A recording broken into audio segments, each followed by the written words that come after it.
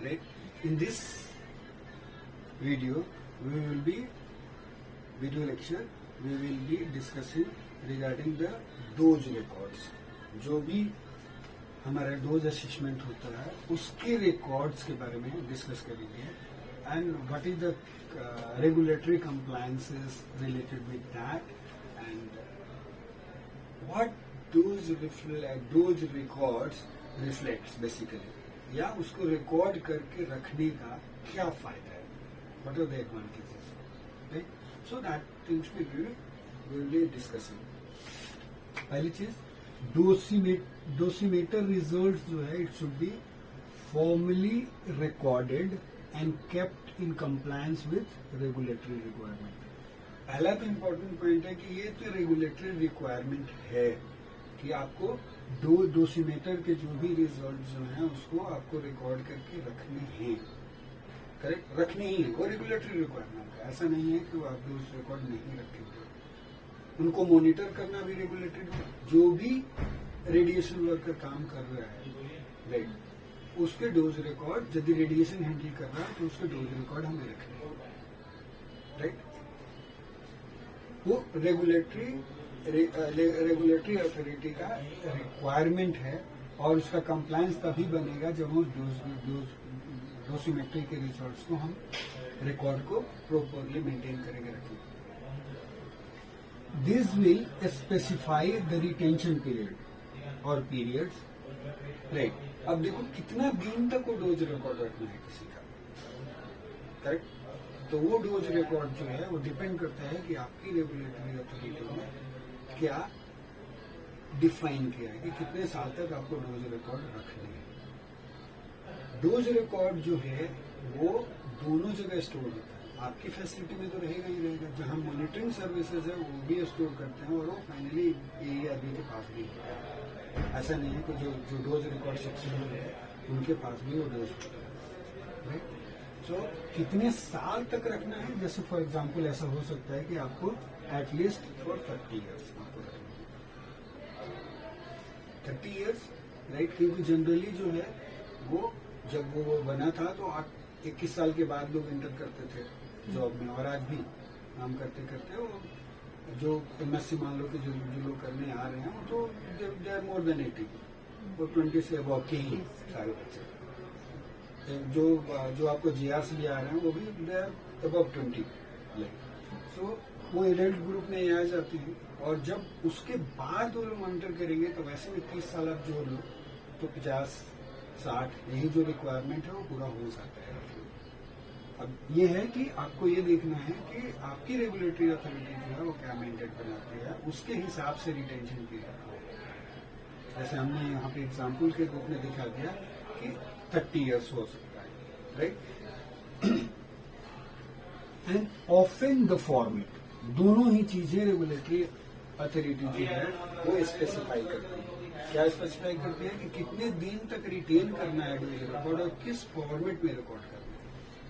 अब देखो, डोज जो है वो आप हार्ड कॉपी भी रख सकते हो और सॉफ्ट कॉपी भी रख सकते हो. कंप्यूटराइज डोज रिकॉर्ड भी रख सकते हो. कंप्यूटर में आप सारी चीजें मेंटेन कर सकते हो.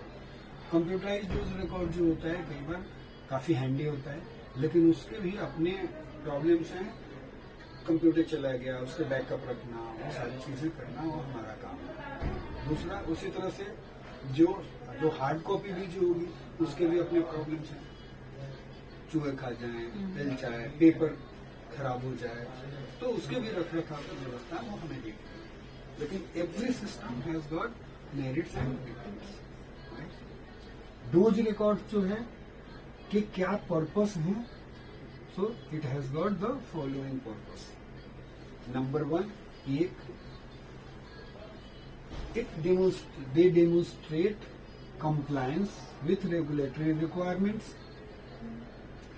showing that controls are used to keep dose as low as reasonably achievable, and that dose limits are not exceeded. दो चीज.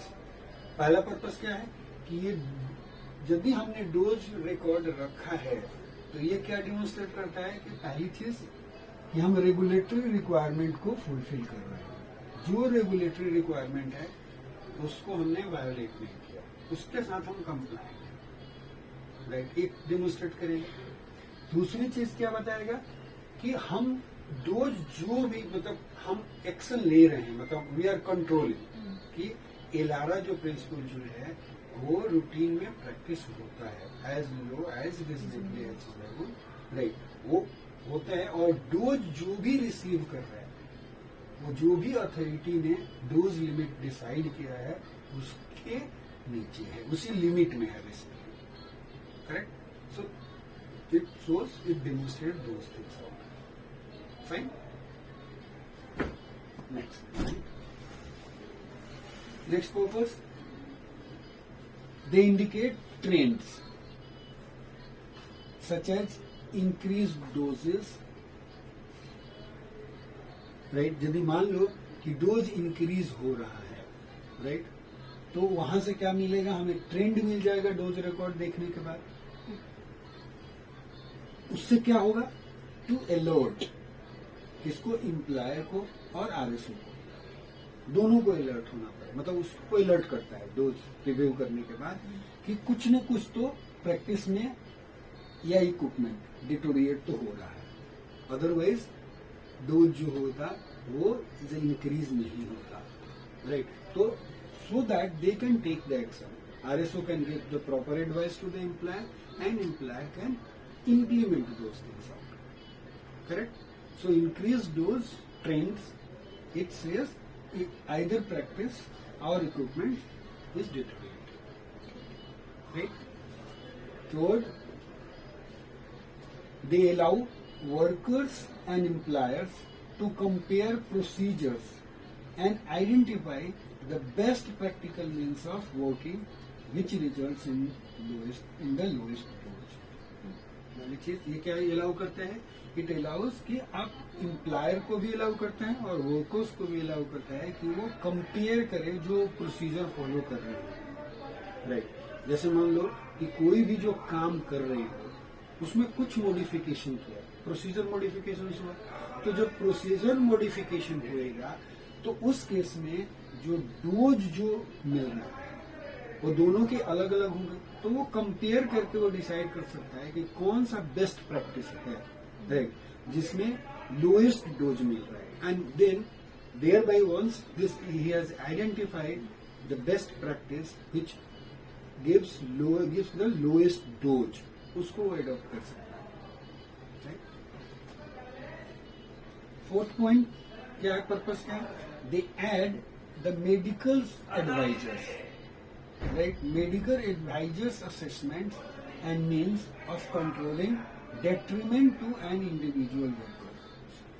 मतलब ये क्या करते हैं कि ये डोज रिकॉर्ड को जो मेडिकल एडवाइजर्स हैं, राइट, जैसे मान लो कि यहाँ पे वो डोज जो है हमारे अलावा या आरएसओ भी हो सकता है, लाइसेंसी भी हो सकता है, डिपार्टमेंट का भी हो सकता है, या कोई डिजिग्नेटेड एडवाइजर हो सकता है, वो देखने के बाद उस डोज को डोज रिपोर्ट रिव्यू करने के बाद वो उसको ये बात समझ में आ जाएगी कि इंडिविजुअल वर्कर को यदि मुझे प्रोटेक्ट करना है, राइट, तो मुझे क्या करना है एक बार, और या कौन सा ऐसा प्रोसीजर है, कौन सा ऐसा पॉइंट है जो इंडिविजुअल वर्कर के लिए कि पर्टिकुलर, क्योंकि इंडिविजुअल वर्कर का डोज है। प्रैक्टिस के बारे में तो बोल रहे हैं, इक्विपमेंट खराब है बोल रहे हैं, लेकिन वो उसके भी प्रैक्टिस के बारे में बोल रहे हैं कि वो रियली रेडिएशन के साथ जब काम कर रहा है तो वो कैसे हैंडल कर रहा है और उसका खुद का प्रैक्टिस कैसा है, राइट। तो उसके लिए डिट्रीमेंटल ना हो वो एडवाइस कर सकता है इस डोज को देख करके और पूरा इन्वेस्टिगेट करके, right. So fifth point, they provide long-term medical and legal assurance, right? This dose record, it provides a long-term medical and legal assurance for both radiation worker and employer. कब? In the event of the worker contracts a radiation linked disease in later life. यदि मान लो कि उसको leukaemia होता है, कोई radiation worker जो रेडिएशन से लिंक्ड है ये डिजीज, ऐसे भी ल्यूकीमिया होता है लेकिन रेडिएशन से भी ल्यूकीमिया होता है। एंड इफ समबडी हैज वो लॉन्ग टर्म, राइट, लंबे समय से वो रेडिएशन फील्ड में काम किया है, तो ये डोज रिकॉर्ड ही वो क्या प्रोवाइड करेगा, बोथ मेडिकल भी और लीगल इंश्योरेंस भी देगा, क्या कि उसका प्रॉब्लम जो था वो एक्चुअली रेडिएशन से हुआ है या उसको जो डिजीज जो हुआ as a natural incident of occurrence है। करेक्ट? ठीक है, clear? 6 point, the dose record supply data for epidemiological and other studies, right, into the biological effect of ionizing radiation। यदि मान लो कि कोई biological effect of ionising radiation पे काम करना चाहता है तो उसके लिए डोज रिकॉर्ड बहुत ही बढ़िया डेटा है। एपिडेमियोलॉजिकल स्टडीज में क्या आप एक सैंपल लेते हो और होल पॉपुलेशन पे उसका रिजल्ट अप्लाई करते हो, राइट? तो इस टाइप की एपिडेमियोलॉजिकल स्टडी भी यदि आपको करनी है उस समय पे भी डोज रिकॉर्ड जो है वो एक डेटा सप्लायर के रूप में काम करेगा। ओके, अभी डोज रिकॉर्ड शुड क्या होना चाहिए, contain the results of all special dosimetry. याद रखें, वो सिर्फ टीएलडी की ही बात नहीं कर रहा, right? It dose record should contain results of all special dosimetry. जैसे मान लो कि आप डीआरडी यूज करे हो, बायोलॉजिकल डोसिमेट्री की तरह कभी कभी बायोलॉजिकल असेसमेंट भी उसका हुआ है, यूरिन सैंपल कलेक्शन हुआ during his life time, right? तो जितने तरह के डोसिमेटर्स भी उसने यूज करे हैं या उसके लिए यूज हुआ है, जिससे जो डोज मिले वो सारी चीजें होनी चाहिए। So dose record should contain results of all special dosimetry including the assessment of doses to individual organs. यदि इंडिविजुअल मान लो कि बायोसे किया आपने थायराइड, कहीं मान लो कोई इनहेलेशन का डाउट था, करेक्ट, तो उस केस में भी आपको थायराइड के यदि आपने काउंट्स लिए हैं, थायराइड से का डोज असेस किया हुआ है, so that also should be included कि थायराइड को उसको कितना डोज लगा हो, correct? Each worker should have only one current dose record, right, which should be protected against loss or damage। मतलब हर एम्प्लॉयर का एक डोज रिकॉर्ड होना चाहिए, एक्सेप्टेड उसका डोज रिकॉर्ड है, जिस डोज रिकॉर्ड में वो सारी चीजें हर स्पेशल डोसिमेटर्स जो हमने यूज करे हैं उसके डोज जो है वो मेंशन है, करेक्ट? तो उसका अपना एक रिकॉर्ड होना चाहिए। उसके बाद व्हेन नेक्स्ट क्या, व्हेन एम्प्लॉयमेंट इज टर्मिनेटेड। मान लो कि मैं यहाँ पे काम करता हूँ और ये जगह छोड़ के जाऊंगा तो मेरा एम्प्लॉयमेंट तो यहाँ से हट गया ना। जैसे तुम लोग स्टूडेंट्स हो तो इधर आए, यहाँ से जाने के बाद वो आपका एम्प्लॉयमेंट यहाँ से खत्म हो गया, ट्रेनिंग कोर्स जो भी था, करेक्ट? तो उस केस में उसके बाद क्या होनी है, summary of doses received should be prepared, कि उसको कितने दिन तक हमारे साथ काम किया था या फैसिलिटी में काम किया, उसका एक समरी डोज रिपोर्ट प्रिपेयर होना चाहिए। And the worker may prepare that the worker may make available to a new employer as appropriate. मतलब उसको ये समरी डोज रिकॉर्ड क्यों चाहिए, उसको यदि हमने दे दिया तो आप दूसरी जगह जहां पे जाओगे काम करने के लिए तो वो अपने डोज रिकॉर्ड बताओगे कि मैंने पीछे अभी तक ये डोज रिसीव किया हुआ है, करेक्ट, ताकि वो आगे का प्लान कर सके, राइट? क्लियर? सो वैसे आप जैसे डोज रिकॉर्ड देते हो उसमें आपका प्रीवियस ईयर का, जब TLD का फॉर्म भरते हो आप, तो उसमें क्या होता है, प्रीवियस इंस्टीट्यूशन का, जहाँ पे आपने काम किया उसकी इंस्टीट्यूट ID, आपका पर्सनल नंबर, जो डोज जो PMS नंबर होता है वो आपको प्रोवाइड करना होता है, जहां से वो रिकॉर्ड रिट्रीव हो जाता है। क्योंकि आप इसी एरिया में यदि काम कर रहे हो तो, या जहां पर भी आप काम कर रहे हो, वो लोग डोज रिट्रीव कर लेते हैं, राइट, और वो आपके उसमें जुड़ करके आता है। ओके, ठीक है। So this was all about your dose record.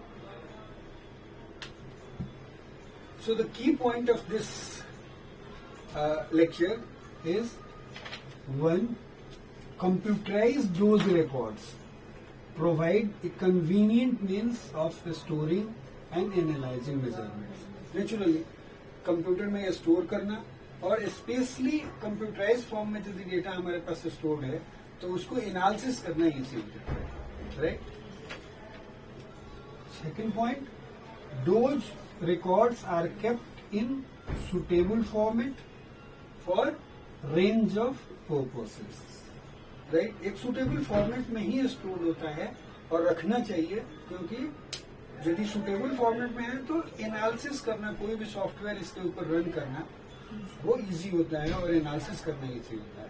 Even आपको व्यू भी करना है तो बहुत सारी चीजें इजी होती है, correct. So it has to be in the suitable format.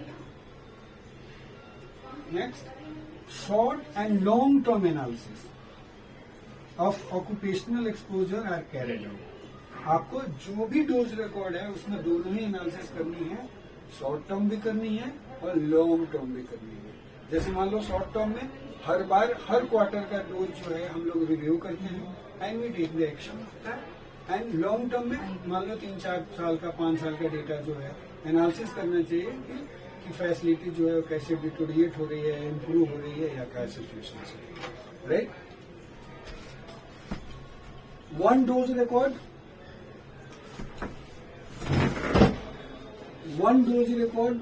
containing all dosimetric results should be kept for each worker। मतलब एक वर्कर का एक डोज रिकॉर्ड होना चाहिए जिसमें उसके सारे डोसिमेट्रिक रिजल्ट्स होंगे।